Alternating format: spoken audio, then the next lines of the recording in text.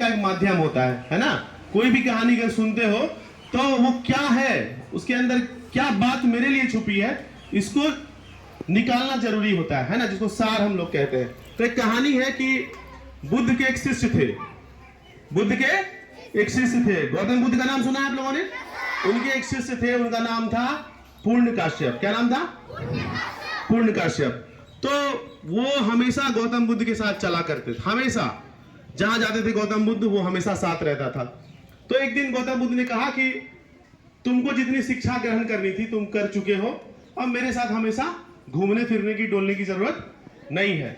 अब जो है जितनी बातें मैंने तुमको सिखाई है उसको लेकर तुम क्षेत्र में जाओ और मेरे ज्ञान का प्रसार करो क्षेत्र में, है ना। क्या नाम था उसका? पूर्ण काश्यप। तो उसने कहा कि मुझे आपको छोड़ने की इच्छा नहीं है, मैं चाहता हूं कि मैं हमेशा आपके सानिध्य में रहूं। पर बुद्ध ने कहा कि नहीं, मुझसे ज्यादा जरूरत तुमको उन लोगों को है जो अंधेरे में है अब तक, तो तुम वहां जाओ और उन लोगों को मेरे द्वारा दिया गया ज्ञान दो। तो उसने पूछा, किसने? पूर्ण काश्यप ने, कि मैं कहां जाऊं, आप ही बताइए प्रभु कि मैं कहां जाऊं। तो बुद्ध ने कहा कि जहां तुम्हारी इच्छा है तुम चले जाओ, जहां तुम्हारी इच्छा है तुम चले जाओ, तुम में इतना ज्ञान है कि तुमको कुछ बताने की आवश्यकता नहीं है। लेकिन पूर्ण काश्यप बार बार जिद कर रहे थे, लेकिन फिर भी गौतम बुद्ध ने कहा कि तुम ही डिसीजन लो, तुम निर्णय लो कि तुमको कहां जाना है। तो बिहार के किसी एक गांव का नाम उन्होंने कहा कि मैं वहीं जाना चाहता हूं।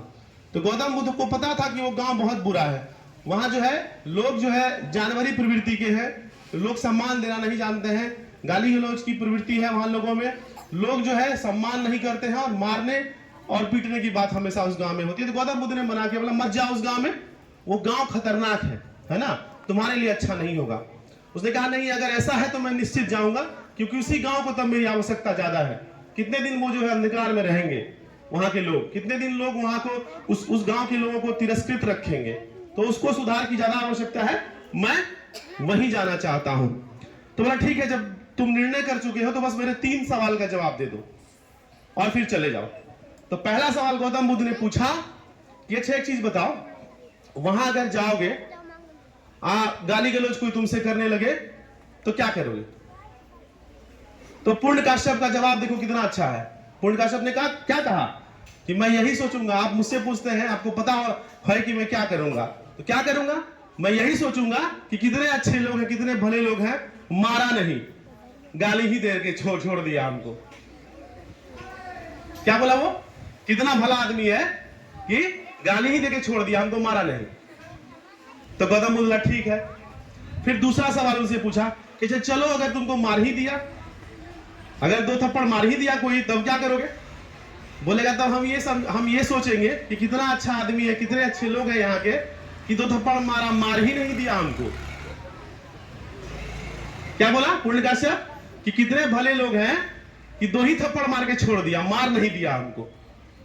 तो तीसरा सवाल फिर गौतम बुद्ध पूछते हैं कि अगर मार ही दिया, अगर जान ही मार दिया तब?